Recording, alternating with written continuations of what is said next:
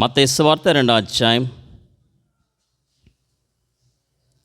1-2 రాజైన హేరోదు దినములందు యూదయ దేశ బెత్లెహేములో యేసు పుట్టిన పిమ్మట ఇదిగో తూర్పు దేశపు జ్ఞానులు యెరూషలేమునకు వచ్చి యూదుల రాజుకు పుట్టినవాడు ఎక్కడున్నాడు, తూర్పు దిక్కున మేము ఆయన నక్షత్రము చూచి ఆయన పూజింప వచ్చితమని చెప్పిరి.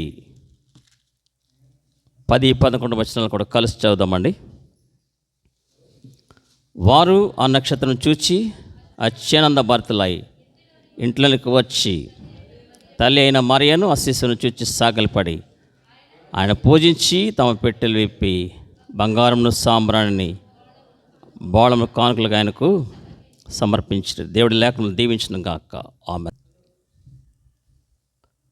మనం చదివిన ఈ వాక్యంలో మత్తయి సువార్త 2వ అధ్యాయం 1-2 వచనాల్లో మనం చూసినట్లయితే 2వ వచనంలో చివరి మాట ఆయనను పూజింప వచ్చితమని చెప్పిరి. They came to worship God. దేవుణ్ణి ఆరాధించడానికి, దేవుణ్ణి మహిమపరచడానికి, దేవుణ్ణి ఘనపరచడానికి వాళ్ళు వచ్చినట్లుగా చూస్తూ ఉన్నాం. ఏ మనిషిని ఘనపరచడానికి అక్కడ రాజుగారు ఉన్నారు. రాజైన హేరోదు దినముల్లో రాజుగారి కంటే లోక రక్షకునికి వాళ్ళు ప్రాధాన్యత ఇచ్చినారు. రాజుగారిని లెక్క చేయలేదు వాళ్ళు. Because Jesus Christ is king of king and lord of lords. ఆయన రాజులకు రాజు, ప్రభులకు ప్రభు, యూదుల రాజుగా పుట్టినవాడు. ఆయనను పూజింప వచ్చితమని చెప్పారు. ఆయనను ఆరాధించడానికి, ఆయనను ఘనపరచడానికి. దినాన్ని మనము కూడా దేవుని మందిరానికి ఎందుకు వచ్చామంటే దేవుణ్ణి ఆరాధించడానికి, దేవుణ్ణి ఘనపరచడానికి. అంటే మన మనసులలో ఏ వ్యక్తి కూడా ఉండకూడదు. సంఘ స్థాపకుడైన ఏ వ్యక్తిని కూడా మనం మైండ్లో పెట్టుకోకూడదు.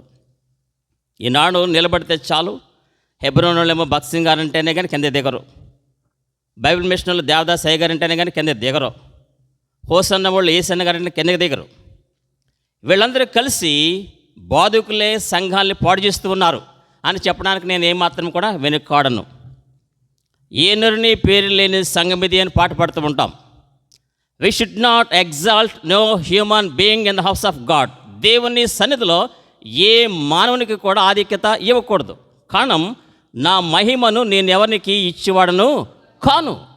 సంఘ స్థాపకుడు అయితే ఉండొచ్చు, ప్రపంచాన్నే గజగజాడించవచ్చు, బట్ దేవుణ్ణి మాత్రమే ఘనపరచాలి, ఆయన మాత్రమే పూజించాలి, ఆయనకు మాత్రమే సాగిలపడాలి. రండి నమస్కారం చేసి సాగిలపడదాము, మనలను సృజించిన యెహోవా సన్నిధిని మోకరించుదాము. ఏ వ్యక్తిని కూడా ఎగ్జాల్ట్ చేయకూడదు. సంఘాలు పాడైపోవడానికి, సంఘాలు చెదిరిపోవడానికి కారణం సంఘాన్ని నడిపించే నాయకులే. భక్సింగ్ గారికి, ఏసన్న గారికి, ఎక్కడున్న అనేక మంది దేవదాస్ గారి, వీళ్ళందరికీ వాళ్ళు ఇచ్చిన ఆయుష్కాలం అయిపోయింది. వాళ్ళ మినిస్ట్రీ క్లోజ్, ఫినిష్డ్. యేసుక్రీస్తు వారే అన్నారు, సమాప్తము అన్నారు యేసుక్రీస్తు వారు. సమాప్తం అని సిలువలో యేసుక్రీస్తు వారే పలికితే మనకి ఇచ్చిన పరిచర్య దావీదు గారి గురించి రాయబడింది. తన సేవ చేయు దినములు పూర్తయిన తర్వాత తన ఇంటికి వాళ్ళు ఫినిష్ చేస్తారు. భూమి మీద నాకు ఇచ్చినది యావత్తు నేను సమాప్తం చేశానని యేసుక్రీస్తు వారు అన్నారు. కనుక ఈ పాయింట్ మనకేం తెలియజేస్తూ ఉండే, ఏ మనిషిని కూడా మనం హెచ్చించకూడదు. దేవుని సన్నిధిలో ఎవరికి కూడా ఆధిక్యత ఇవ్వకూడదు. దేవునికి మాత్రమే, ఆయనకే నమస్కారము చేయము అని ప్రకటన గ్రంథంలో రాయించారు. ఆయనకే నమస్కారము చేయము. కనుక గుర్తుపెట్టుకోవాలి, ఏ వ్యక్తిని కూడా మనము ఆరాధించడానికి రాలేదు, ఆయనను మాత్రమే సేవించాలి. అందుకని వాక్యం ఉందండి, ఎవడు నా మాట విని వణుకుచుండునో వారిని నేను దృష్టించున్నాను. స్టేజ్ మీద వాక్యం చెప్పేటప్పుడు ఏ వ్యక్తిని కూడా హైలైట్ చేయకూడదు. దేవుడు రోషం గలవాడు. ఏ వ్యక్తిని కూడా హైలైట్ చేయకూడదు, ఏ వ్యక్తిని కూడా గణపరచకూడదు. దేవుని సన్నిధిలో లోకస్తులను తీసుకొచ్చి దండలేసి, పూదండలేసి ఎంతో గణపరుస్తూ ఉంటారు. అది దేవుని నామానికి అవమానము, ఘనహీనత. కనుక వీళ్ళు చెప్పిన పాయింట్ ఏంటంటే, ఆయనను చూడండి, వాళ్ళు ఏం చెప్పారంటే 2వ వచనంలో, యూదుల రాజుగారు హేరోదు రాజు గారు ఎక్కడున్నారని అడగట్లేదు. వాళ్ళు ఎక్కడి నుంచో వచ్చారు. తూర్పు దేశపు జ్ఞానులు తూర్పు దేశం నుంచి కొన్ని నెలలు పైగా వాళ్ళు ప్రయాణించి అలసిపోయి సొలసి వచ్చి, యూదుల రాజుగా పుట్టినవాడు ఎక్కడ ఉన్నాడు? They enquired about lord Jesus Christ. యేసుక్రీస్తు వారి గురించి వాళ్ళు వివరంగా తెలుసుకుంటూ ఉన్నారండి. ఆయనను పూజించడానికి, హేరోదు రాజు గారికి సాగిలు పడడానికి పూజించిన వాళ్ళు రాలేదు. మన మనసులో కూడా, మన సంతతి, మన బిడ్డలు కూడా దేవుణ్ణి ఘనపరిచేవారుగా ఉండాలి. నన్ను ఘనపరిచేవారు నేను ఘనపరచెదను. మనము ఎక్కడైనా అవమానం పొందుతున్నామంటే, ఎక్కడైనా సరే ఘనహీనతగా మనం చూడబడుతున్నామంటే దేవుని నామాన్ని ఘనపరచట్లేదు. ఎంత గొప్పవాడైనా సరే, హీజ్ ఎ హ్యూమన్ బీయింగ్. పాప శరీరాకారము కలిగిన వారం మనం. We are human beings.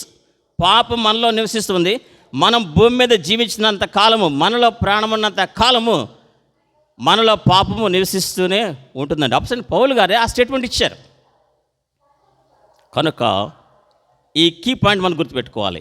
ఏ వ్యక్తిని కూడా మనము గనపరచకూడదు. ప్రపంచమంతా గడగడలాడించవచ్చు, ఎన్నో సంఘాలు స్థాపించవచ్చు, కానీ దేవుణ్ణి మాత్రమే కనపరచాలి. వీళ్ళు యేసుక్రీస్తు వారి గురించి వెదకి వచ్చారు.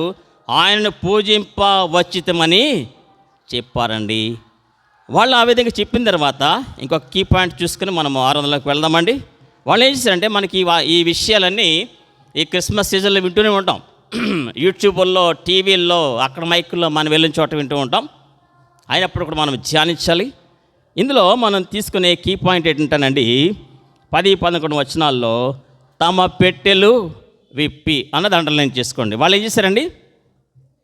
తమ పెట్టెలు విప్పి వాళ్ళు ఏం చేశారండి? బంగారమును, సాంబ్రాణిని, బోళమును కానుకలుగా ఆయనకు సమర్పించిరి. తమ పెట్టెలు కూడా వచ్చారు. వాళ్ళు ఏం తీసుకొచ్చారండి? ఖాళీగా వచ్చారా? వాళ్ళు ఖాళీగా రాలేదండి. దేవుని సన్నిధిలో ఒట్టి చేతులతో కనబడవద్దని వాక్యం ఉందండి. ఏముందండి? దేవుని సన్నిధికి వచ్చేటప్పుడు అండి ఒట్టి చేతులతో రాకూడదంట. మనం అనేక సార్లు ఒట్టి చేతులతో వస్తూ ఉంటాం. బైబిల్, పాటలు పుస్తకం, ఆ కానుకేదో ఒక 10, 100 ఎంతో చందా.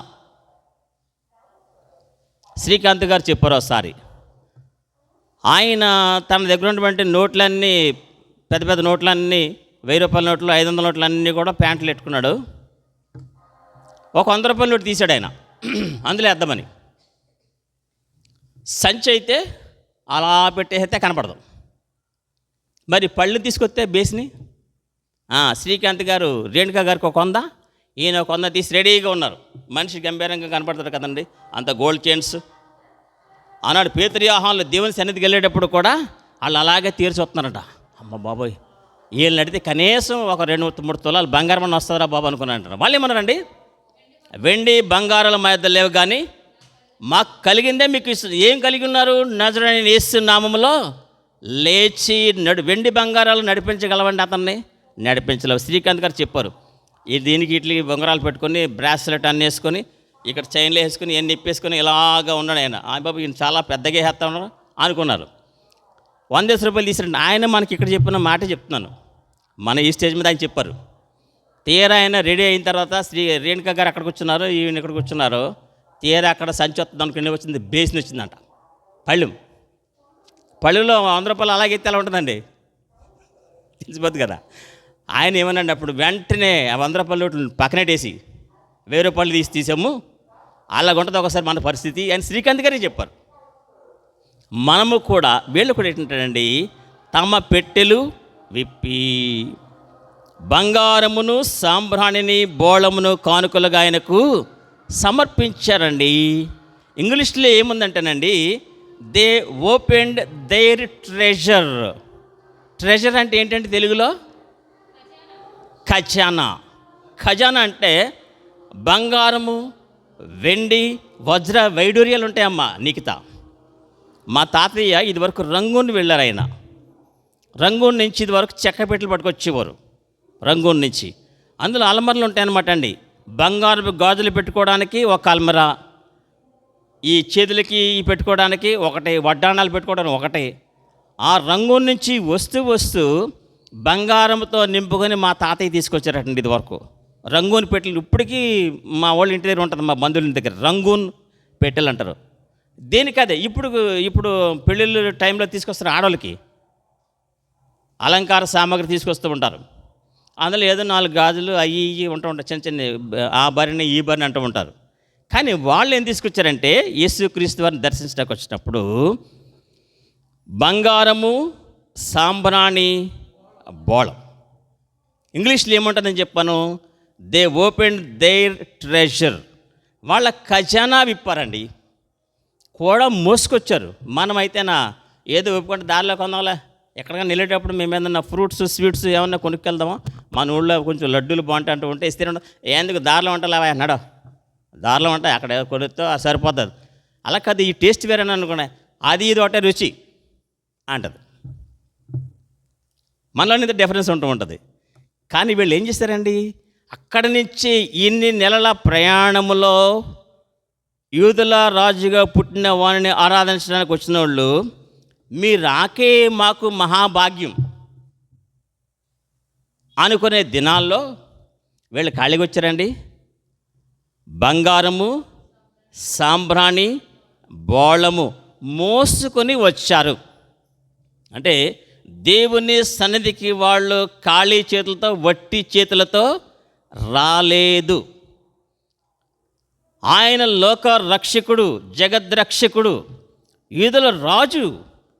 ఆయన సిలువేయబడి మరణించి తిరిగి లేచి పరలోకానికి ఆరోహణుడై తిరిగి రాజులకు రాజుగా, ప్రభులకు ప్రభుగా రాని ఉన్నాడు అన్న సంగతి వాళ్ళకి గ్రహింపైందండి. కారణం అంటే జ్ఞానులు. మనకు కూడా వాక్యంలో ఏముందంటేనండి, ఆయన పైనుంచి వచ్చే జ్ఞానం కొరకు మనము ప్రార్థన చేయాలటండి. అందుకని వాక్యం రాయించారండి, బుద్ధి జ్ఞానముల సర్వసంపదలు క్రీస్తునందు గుప్తములైనవి.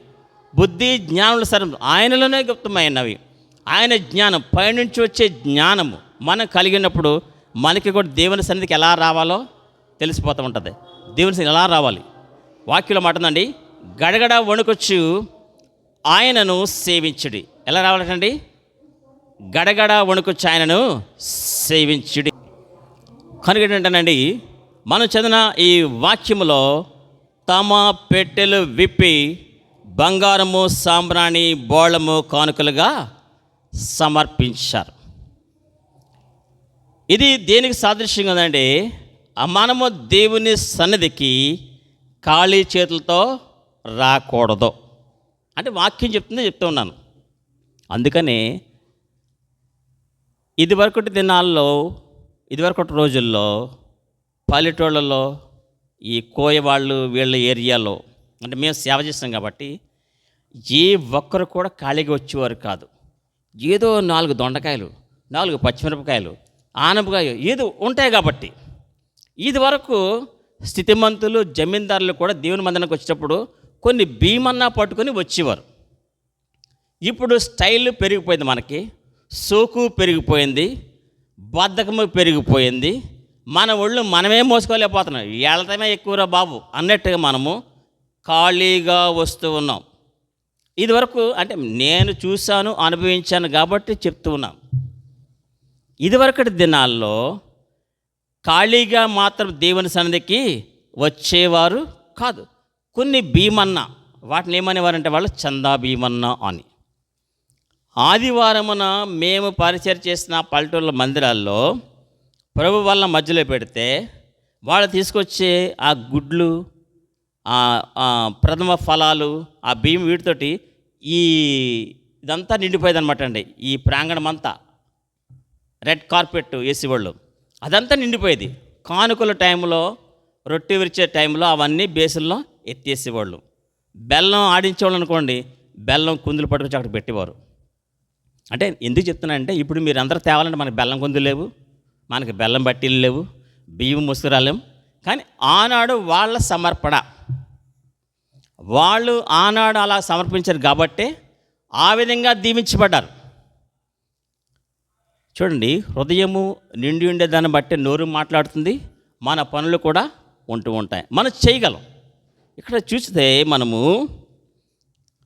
ఆయనను పూజించి తమ పెట్టెలు విప్పారు. పెట్టెలు విప్పి బంగారము సాంబ్రాణి బోళము సమర్పించారు.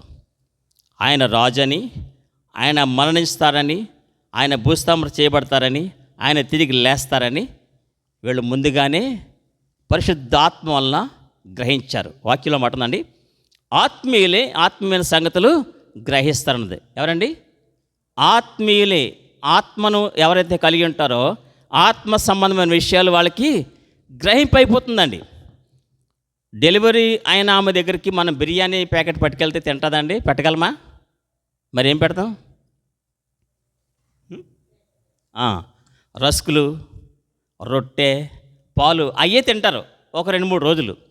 ఆ తర్వాత నెమ్మదిగా అలాగనే మనకి కూడా కొన్ని విషయాలు, ఆత్మ సంబంధమైన విషయాలు మనం గ్రహించాలంటే దేవుడే ఆత్మ ద్వారా బయలుపరుస్తారు. అందుకనే తన్ను అడుగు వారికి పరిశుద్ధాత్మని ఎంతో నిశ్చయముగా అనుగ్రహించండి. పరిశుద్ధాత్మ గురించి ఎవరు ప్రార్థన చేసి దేవుడు ఇస్తాడు? ఎవరు ప్రార్థన చేయొచ్చు? ఏ వయసులో వాళ్ళు ప్రార్థన చేయొచ్చమ్మా? ప్రీతి అంటే నిఖిత, పరిశుద్ధాత్మ కావాలంటే ఏ వయసులో వాళ్ళు ప్రార్థించాలనుకుంటున్నారు? ఎంత వయసు రావాలి? చెప్పుకొచ్చు గట్టిగా. పరిశుద్ధాత్మ గురించి ఆడడానికి ఏ వయసు ఉండాలి? సన్నీ చెప్పండమ్మా. చిన్నప్పటి నుంచి, అంటే ఊహ వచ్చిన దగ్గర నుంచి కూడా పరిశుద్ధాత్మను దయచేయండి ప్రభు అనే ప్రార్థన మనము చెయ్యాలి. మరియా ఎలిజబెత్లు కలుసుకున్నప్పుడు గర్భములో ఉన్న శిశువులే వందన వచనం విని గొంతులు వేశారటండి. పరిశుద్ధాత్మ చేత మనము నింపబడాలి, మన బిడ్డలు నింపబడాలి. పరిశుద్ధాత్మ గురించి మనము ప్రార్థించాలి, మన బిడ్డలు కూడా ప్రార్థించాలి. అయి దయచేయండి, ఈ దయచేయండి కాదు, అన్నీ దయచేస్తాడు. తన ప్రియ కుమారుని ఇయ్య వెనిది అనే దేవుడు సమస్తమును మనకెందుకు అనుగ్రహింపడు. ఎందుకు వీళ్ళు యేసుక్రీస్తు వారి దగ్గరికి బంగారము సాంబ్రాణి బోళం తెచ్చి, అక్కడ స్పష్టంగా రాయబడిందండి, తమ పెట్టెలు విప్పి సమర్పించారు ఆయన రాయబడిందండి. దేవాది దేవుడే నిరావతారిగా ఈ లోకానికి వచ్చారు. ఆయనను పూజించాలంటే మనకు కలిగిన సమస్తముతో ఆయన ఆరాధించాలని వాళ్ళు ఏం చేస్తారంటే ఈ 3 సమర్పించారు. మరి మన ప్రభు ఎలాంటి వాడని వాక్యంలో తెలియజేయబడుతుందంటేనండి, 104వ కీర్తనలో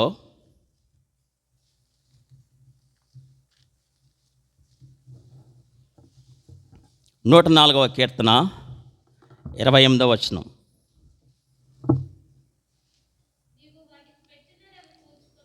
నూట 4వ కీర్తన 28వ వచనం అండి. 104:28 చదవండి. 2వ లైన్ నుంచి, నీవు గుప్పిలి విప్పగా అవి మంచి వాటిని తిని తృప్తిపరచబడును. దేవుడు తన గుప్పిలి విప్పే దేవుడు. ఆయన తన గుప్పిలి విప్పగా మంచి వాటిని తిని తృప్తి పొందుచున్నాయి. అంటే భూమి మీద ఉన్న పశు పక్ష్యాదులు సర్వమానవాళి కూడా ఆయన గుప్పిలి విప్పితే, అందుకని పరలోక ప్రార్థనలో మా అనుదిన ఆహారం నేడు మాకు దయచేయం. పరలోక ప్రార్థన మనం భోజనం చేస్తున్నంత సేపు మనసులో చేసుకుంటూ ఉండాలి. కానీ ఏంటంటే ఆయన సెలవు లేక ఒక పూట భోజనం చేసి ఎవడు సంతోషించగలడు? దేవుని మీద ఆధారపడి అనుదిన ఆహారం మాకు దయచేయండి ప్రభు అని ప్రభు మీద ఆధారపడి ప్రార్థన చేస్తూ మనం వంట చేస్తే ఆ రోజు ఏమి వేసినా వేయకపోయినా దేవుడు దీవిస్తాడు. క్రొత్త రుచి ఉంటుందండి మన కూరలు. ఏముంటుందండి పద్మగారు? క్రొత్త రుచి. ఎన్నిసార్లు చేపల కూర వండినా, అన్నిసార్లు అదే సామాగ్రి వేసినా కానీ వండిన ప్రతిసారి చేపల కూర టేస్ట్ సుమతి గారు ఎలా ఉంటుందండి? మారుతానే ఉంటుంది. నేను ఎప్పుడు చేపల కూర వండినా టేస్ట్ డిఫరెంట్గానే ఉంటుంది. క్రొత్త రుచి, ఇప్పుడు మనము తినని రుచి దేవుడు మనకిస్తాడు. ఎలా ప్రార్థన చేయాలి? మా అనుదిన ఆహారం నేడు మాకు దయచేయండి అని ప్రార్థన చేసుకోవాలి. దేవుని ప్రార్థన చేస్తే దేవుడు ఏం చేస్తున్నట్టండి, నీవు నీ గుప్పిలి విప్పగా, అంటే దేవుడు తన గుప్పిలి విప్పి నన్ను తృప్తిపరుస్తున్నాడు అని వాళ్ళు గుర్తెరిగారు జ్ఞానులు. అందుకనే కూడా తీసుకొని వచ్చారు. మనల్ని ఎవరన్నా భోజనాలు పిలిచారనుకోండి, ఖాళీగా వెళ్తామంటే భోజనాలు పిలిచినప్పుడు ఏదో స్వీటో ఫ్రూటో ఏదో పట్టుకుని వెళ్తాం మనం. ఎందుకంటే భోజనాలు పిలిచారు కాబట్టి ప్రేమతోటి మంచి వాటినే తీసుకెళ్తాం, ఖాళీకి వెళ్ళాం. ఖాళీగా వాళ్ళు భోజనాలు పిలిచారు కదా మనం వెళ్ళడానికి మనకి ఒకటి మనసు ఒప్పదు. ఏ ఫంక్షన్కి వెళ్ళినా ఏదో ఒకటి పెట్టేసే వస్తాం, ఎందుకంటే మనకు మనసు ఒప్పదు. వీళ్ళకి కూడా ఖాళీగా రావడానికి మనసు ఒప్పలేదు. దేవుని దగ్గరకు వచ్చారు కాబట్టి వాళ్ళు తమ పెట్టెలు విప్పి సమర్పించారు. కారణం ఆయన తన గుప్పిలు విప్పగా ఎలాంటిది అంటున్నారండి? మంచి వాటిని, వాక్యం మాట్లాడండి, శ్రేష్ఠ ఈవుల ఓట ఆయన అంటే శ్రేష్టమైనవి మనకి అనుగ్రహిస్తారు. నా జీవితంలో ఎన్నోసార్లు నేను చూశాను. ప్రార్థనాపూర్వకంగా మెట్ట మధ్యాహ్నం 1 గంటకి వెళ్ళినా కానీ ఫ్రెష్ మెల్లమెల్లాడే చేప దొరుకుద్ది. నాకు కావాల్సిన సైజు, నాకు కావాల్సిన రేట్లో, నాకు కావాల్సిన విధంగా మంచి చేప నచ్చితేనే కానీ నేను కొన్న. ఇక్కడ అవసరమైతే దేశాలు రాజమండ్రి వెళ్ళిపోతుంది తప్ప నచ్చితేనే కానీ ఇక్కడ కొనను. కారణం ఏంటంటే శ్రేష్టమైనవి దేవుడు చూడండి మంచి వాటిని వీళ్ళ గుర్తెరిగారు జ్ఞానులు, మంచి వాటిని ఇచ్చి తృప్తిపరిచే దేవుడు అని, తన గుప్పిలి విప్పే దేవుడని వాళ్ళు వచ్చి తమ పెట్టెలు విప్పి బంగారము సాంబ్రాణి బోళము సమర్పించారు. ఇదే కీర్తన గ్రంథం 145 అధ్యాయంలో కూడానండి. నీవు నీ గుప్పిలను విప్పి ప్రతి జీవి కోరికను తృప్తిపరచుచున్నావు. నీవు నీ గుప్పిలను విప్పి ప్రతి జీవి కోరిక తృప్తిపరచు. 145వ కీర్తన 16వ వచనమండి. 145:16 ఆయన గుప్పిలి విప్పి ప్రతి జీవి కోరిక. అందుకనే నీ కోరిక సిద్ధింపచేసి నీ ఆలోచన యావత్తును ప్రతి జీవి కోరిక సిద్ధింపచేసే దేవుడు. ఈ లోకానికి దేవాదేవుడే నరావతారిగా ఎందుకు వచ్చాడంటే ప్రతి జీవి కోరిక తృప్తిపరచడానికి. ఆయన గుప్పిలు విప్పి ప్రతి వారి కోరిక మన మనసులో ఏమనుకున్నా సరే, అందుకనే నీ కోరిక సిద్ధింపచేసిన నీ ఆలోచన యావత్తును సఫలపరచు. ఇంకో వాగ్దానం ఉందండి, నీ ఆశ భంగము కానేరదు. నీతిమంతుని ఆశ ఉత్తమమైనది. మనం ఆశ అందుకని వాక్యం ఉందంటే ఆశ గల ప్రాణాన్ని ఆయన ఏం చేస్తాడండి? తృప్తిపరుస్తాడు. ఆశ ఉంటే చాలు. అందుకని దావీదు గారు ఏం కోరుకున్నారంటే, ప్రభువా దేవా దుప్పి నీటి వాగుల కొరకు ఆశపడినట్లు దేవా నీ కొరకు నా ప్రాణము. వీళ్ళు ఇన్ని నెలలు ప్రయాణం చేసి మనము ఇక్కడి నుంచి ఇంటి వెనకాల నుంచి మనకు రావడానికి ఇందంట ఇక్కడ మహా అయితే ఒక 200 రోజులు రావడానికి మనకి చాలా లేట్ అయిపోతుంది, రాలేకపోతున్నాం. కానీ దావీదు గారు దుప్పి నీటి వాగుల కొరకు ఆశపడినట్లు దేవా నీ కొరకు నా ప్రాణము దృష్టిన గొనుచున్నది.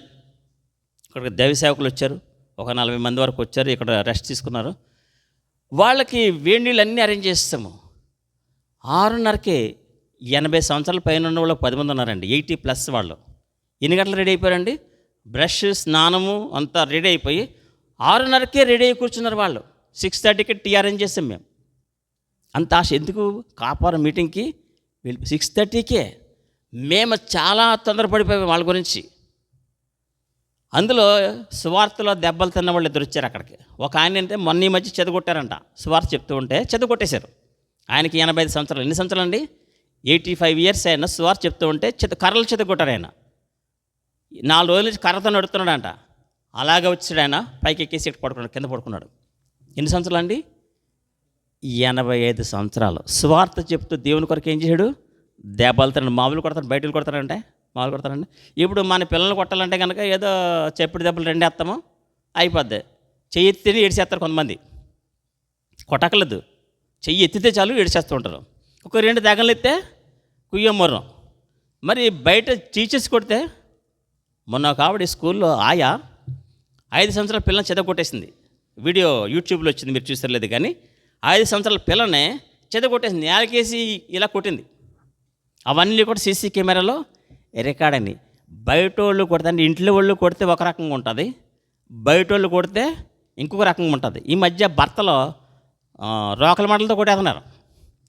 పెళ్లి చేసుకుని ఎలా కొడుతున్నారంటే చేతులతో కొడతారు. ఇదివరకు చేతులతో కొడతాకే భయపడేవారు. ఇప్పుడు ఒకే దెబ్బతో అయిపోద్దని రోకలు పడతాడు అడ్డంగా వేస్తున్నారు అంతే.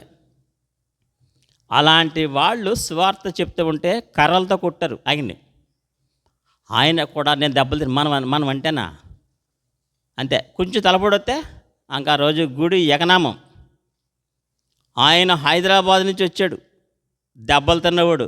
ఎక్కడి నుంచి వచ్చాడు? హైదరాబాదులో బస్సులో ప్రయాణించేసి ఆ ఒళ్ళు హోనం అయిపోయింది. అయినా ప్రభు కొరకు ఆగలేదు. ఈయన నెలల ప్రయాణం అంటే మనం వెళ్ళగలమండి? జ్ఞానులు ఈయన నెలల ప్రయాణం చేశారు, అలసిపోకుండా, వెనుదిరగకుండా. కారణం, నాగటి మీద చేతిని ఉంచి వెనుక చూచేవాడు నాకు పాత్రుడు కాడు. గుప్పిలి విప్పి ప్రతి జీవి కోరిక తృప్తిపరిచే దేవుడు లోకంలో లోకరక్షకుడు పుట్టినప్పుడు జ్ఞానులు తమ పెట్టెలు విప్పి బంగారము, సాంబ్రాణి, బోళము సమర్పించారు. ఆ విధంగానే మనము ఒక పాపాత్మురాలైన స్త్రీ గురించి కూడా ఒకసారి చదివేసి ముగించేసుకుందామండి. లూకాసు వార్త 7వ అధ్యాయం 37వ వచనం. నా తర్వాత సన్నీ గారు చిన్న వాక్యం చెప్తారండి. నేను అయిన వెంటనే పూర్తి చేసినండి. సన్నీ గారు ఒక మాట చెప్తారు. లూకాసు వార్త 7వ అధ్యాయం 37వ వచనం. ఆ ఊరిలో ఉన్న పాపాత్మురాలైన యొక్క స్త్రీ యేసు ఆ పరిసర ఇంట భోజనంకు కూర్చున్నాడని తెలుసుకొని ఒక బొడ్డిలో అత్తరు తీసుకుని వచ్చి వెనుక తట్టు ఆయన పాదముల యొద్ద నిలువబడి ఏడ్చుచు కన్నీళ్లతో ఆయన పాదములు తడిపి తన తల వెంట్రుకలతో తుడిచి ఆయన పాదం ముద్దు పెట్టుకొని అత్తరు వాటికి పూసెను. పాట పాడుతూ ఉంటాం. ప్రియముగా దాచిన అత్తరు భరణి పగులగొట్టి నేను పూజింతున్. అత్తరు భరణి పగలగొట్టి ఆయన పాదములకు పూచి తల వెంట్రుకలతో పాదాలను తుడిచిందటండి. అత్తరు భరణి పగలగొట్టింది అంటే పగలగొట్టబడిన హృదయము. అందుకనే దేవ విరిగి నలిగిన హృదయంను నీవు అలక్ష్యము చేయవు. మన ఆరాధన దేవుడు లక్ష్య పెట్టాలి అంటే విరిగి నలిగిన హృదయము మనలో ఉండాలి. మన ఆరాధన దేవుడు లక్ష్య పెట్టి అంగీకరించాలంటే మనకేముండాలండి? విరిగి నలిగిన హృదయం. కీర్తనకారుడు ప్రస్తావించాడు, గుప్పిలి విప్పి ప్రతి జీవి కోరిక తృప్తిపరిచేవాడు. ఆయన గుప్పిలి విప్పితే చాలండి, మన ఇంటిలో సమృద్ధి. ఆయన గుప్పిలి విప్పితే చాలు, మన ఇంటిలో సంతృప్తి, సమృద్ధి, సంతృప్తి. ఎక్కడి నుంచి వస్తాయండి? ఆయన గుప్పిలి. పరలోకాన్ని నుంచి ఆయన గుప్పిలి విప్పినప్పుడు మంచి వాటిని తిని తృప్తి పొందుతాము. మంచి వాటిని ఎప్పుడు పెట్టే చారే, కానీ 2-3 సార్లు ప్రార్థన చేసి పెట్టండి. చారు పెట్టే ముందు ప్రార్థన, మధ్యలో ప్రార్థన, చివరిలో దించే ముందు ప్రార్థన చేయండి. అద్భుతంగా ఉంటుంది. ఎంత రుచిగా ఉందేటి ఈ చారుకి, ఇంకా దీని ముందు బిర్యానీ కూడా పనికిరాదా అంటూ ఉంటాడు ఒకసారి భర్త. ఎంత అద్భుతంగా పెట్టి కరుణించు దేవుని వలననే అది చేపల పులుసు అయినా, చికెన్ ఫ్రై అయినా, బిర్యానీ అయినా సరే ఎలా ఉంటుందండి? మధురంగా ఉంటుంది, రుచిగా ఉంటుందండి. తినే కొలిది మనకి తృప్తిగా ఉంటుంది. మొదటి మెతుకు నుంచి ఉన్న తృప్తి చివరి మెతుకు వరకు కూడా కనబడింటే మంచి వాటిని తిని తృప్తి పొందుచున్నవి. అంటే దేవుడు మనము సమృద్ధిగా తినాలని అనేక ప్రణాళిక. సమృద్ధిగా మనము తినాలి. కనుక జ్ఞానులు ఏం సమర్పించారండి? ఎంత లెక్క నుంచి వచ్చి తమ పెట్టెలు విప్పి, పెట్టెలు అంటే అక్కడ ఏంటంటే ట్రాన్స్లేషన్లో రాసుకోండి, ఖజానా విప్పి. కొంతమంది పెద్ద పెద్ద బ్యాగులు వేసుకుంటారు, ఈడ్స్తే పైసలు అల్లదన్నట్టు ఒక పైసా ఉండదు. నేనంతే, సంకలలో బైబిల్ పెట్టుకుంటానా, ఇలా బైబిల్ వచ్చి పాస్టర్ గారి దగ్గర చాలా డబ్బులు అనుకుంటారు, 10 రూపాయలకి అయితే కూడా ఉంటుంది నా దగ్గర, ఒక్కోసారి పైసలు ఉంటూ ఉంటాయి. కానీ దేవుడు మనలను సమృద్ధితో నింపుచ్చి ఉన్నాడు. మనం చదివిన వాక్యములో ఈ పాపాత్మురాలైన స్త్రీ ఏమిప్పిందండి? అత్తరు భార్యని పగలగొట్టేసిందండి. దేవుని సన్నిధిలో మన హృదయాలు పగులగొట్టబడాలి, వెరగొట్టబడాలి, నలుగకొట్టబడాలి. విరిగి నలిగిన ఆత్మతోను హృదయపూర్వక ఆరాధనతో సత్యముగా నా ప్రాణ ప్రియుడా యేసు రాజా అర్పింతును నా హృదయార్పణ. విరిగి నలిగిన ఆత్మతోను హృదయపూర్వక ఆరాధనతో సత్యముగా. ఒక వాక్యం చదువుకుని మనం ముగించేసుకుందామండి. రోమీయులకు రాసిన పత్రిక 8వ అధ్యాయం 4వ వచనం.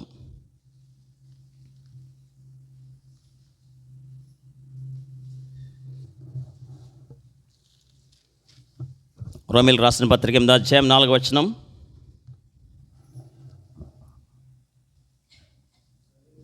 ఇందులో చివరి లేక మొదటి 3-4 వచనాలు కలిసి చదువుదామండి. అందరూ కలిసి చదువుదాం.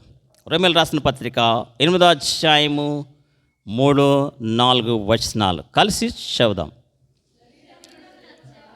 శరీరం అనుసరింపక ఆత్మను అనుసరించి నడుచుకొను మన యందు ధర్మశాస్త్రం సంబంధం నీతి నెరవేర్చబడాలని పాప పరిహారం నిమిత్తము దేవుడు తన సొంత కుమారుని పాప శరీరాకారం పంపి ఆయన శరీరం మందు పాపనకు శిక్ష విధించారు. దేవుడు ఆయన సొంత కుమారుని ఎలా పంపించాడండి? పాప శరీర ఆకారము.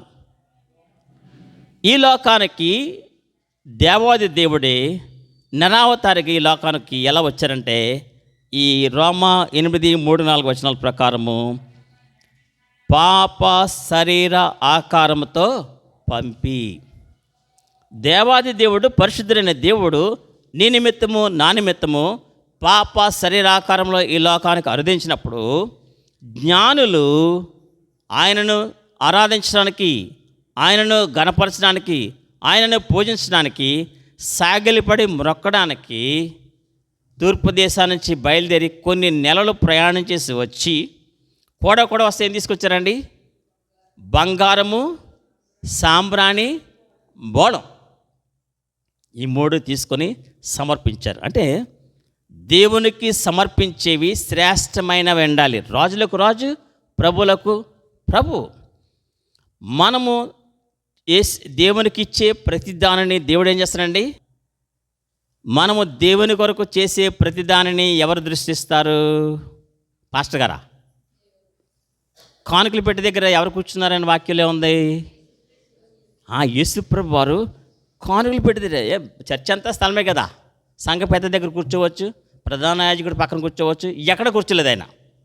అంటే మనం అనుకుంటూ ఉంటాం బాహ్యమైన డబ్బులు కదా, మన హృదయం దేవునికి కావాలి.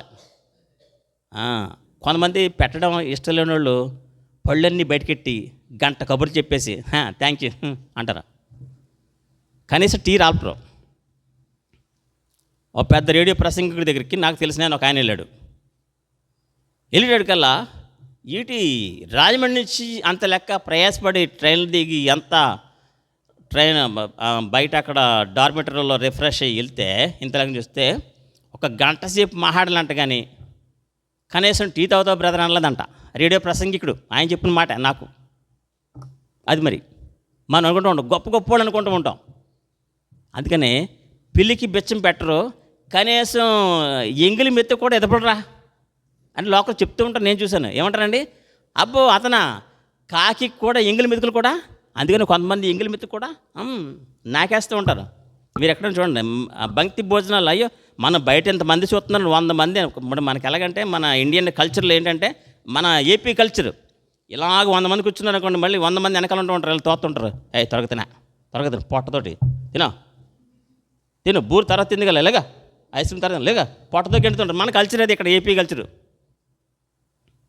భోజనాల దగ్గర ఇలా తొందర పెట్టదు బాబు, పక్క నుంచి చుట్టుకొచ్చేస్తుంటాడు. వీళ్ళు తింటానే ఉంటారు, ఇంకా ఇంకా పీకుదాం ములుగులో ఇంకా ఇది ఉంది కదా పీకుదాం అనుకున్న లోపల పక్కన చుట్టుకొని వచ్చేస్తుంటారు.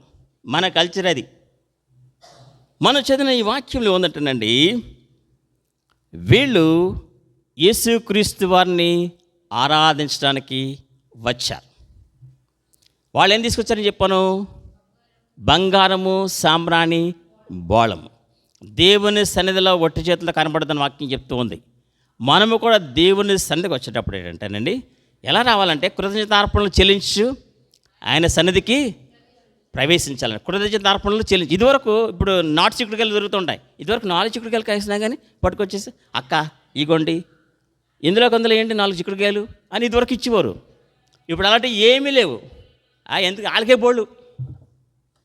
బోళ్ళు తింటారా బాబు, మనకి ఎందుక పులుసులు వేసావా, వేసాయి వంకాయ టమాటా వేసాయి అంటూ ఉంటాం. దేవుని సన్నిధిలో యేసుక్రీస్తు వారు ఎక్కడ కూర్చున్నారని చెప్పాను నేను? కానుకలు పెట్టి, అంటే మనకు అసలు కానుకలు పెట్టే మన హృదయం. ఫస్ట్ ఆఫ్ ఆల్ అసలు కానుకలు పెట్టేదండి మన హృదయం.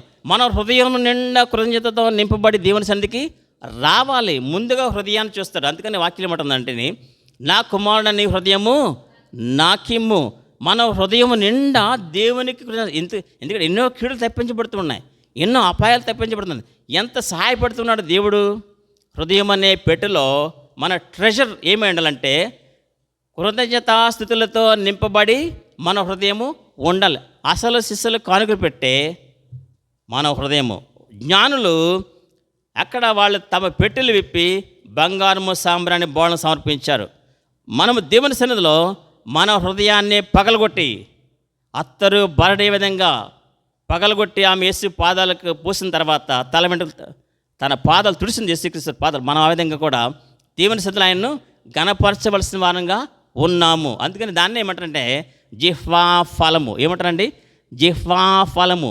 హృదయము నిండి ఉండి దాన్ని బట్టి నోరు మాట్లాడును. హృదయంలో నుంచి రావాలి. వాని హృదయంలో నుండి ఏం పారుతాయండి? జీవజల నదులు ప్రవహిస్తాయి. అంతేకాదు, ఎందుకు దేవునికి వెళ్ళి పెట్టెలు విప్పారని చెప్పాను నేను? ఆయన తన గుప్పెలు విప్పి ప్రతి జీవి కోరిక,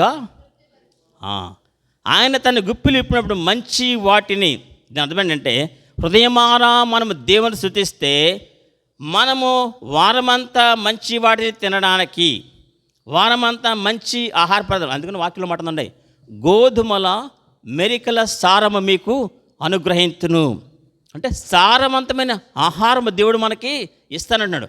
వారమంతా మనము దేవుణ్ణి ఇచ్చే ఆహారము తిని తృప్తి పొందాలంటే ఆదివారం దేవుణ్ణి ఏం చేయాలండి? ఆరాధన చేయాలి. దేవుని ఆరాధించడానికి రక్షింపబడిన వారే ఆరాధన చేయొచ్చా? రక్షణ లేని వారు కూడా ఆరాధన చేయొచ్చా? ఒక ప్రశ్న. దేవుణ్ణి ఆరాధించడం రక్షింపబడిన వారే చేయాలి, రక్షణ లేని వారు కూడా చేయొచ్చా? ఏమనుకుంటున్నారు? రక్షింపబడిన వారే ఆరాధన చేయాలని చేయబెత్తండి. రక్షింపబడిన వారు మాత్రమే ఆరాధన చేయాలి అన్నవాళ్ళు చేయబెత్తండి.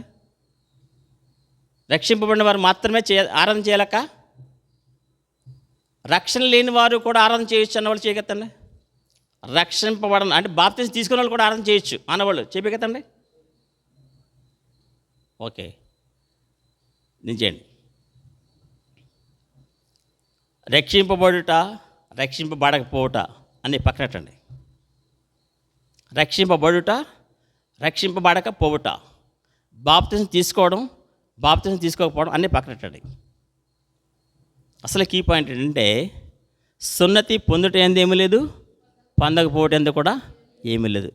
శిలువ మీద ఉన్న దొంగ తండ్రి పాపినైనా నన్ను కరుణించి అన్నాడా? అన్నాడండి? ఎక్కడన్నా పాపిని నన్ను కరుణించి అన్నాడా?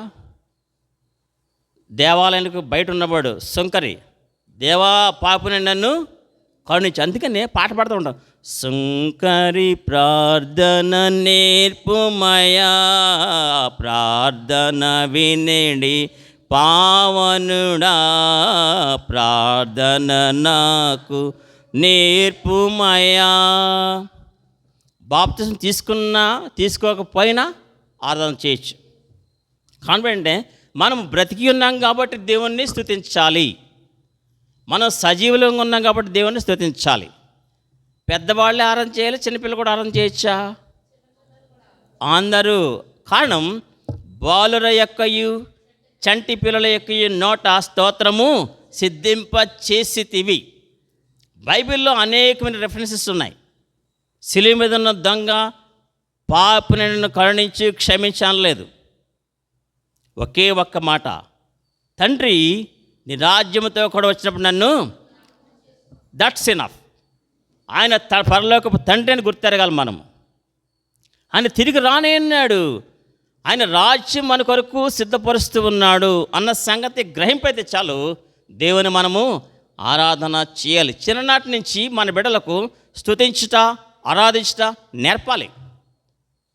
అందుకని బాలుడు నడవలసిన త్రోవను వారికి నేర్పము, వాడు పెద్దవాడైనప్పుడు దాని నుండి తొలగిపోడు. సమయం వచ్చినప్పుడు, అవకాశం వచ్చినప్పుడు మన సంఘంలో కూడా వీళ్ళందరూ కూడా ఆరాధన చేస్తారు, చెయ్యాలి. కారణం వాక్యం చెప్తుంది, బాలుర యొక్కయు చంటి పిల్లల యొక్క నోట స్తోత్రము.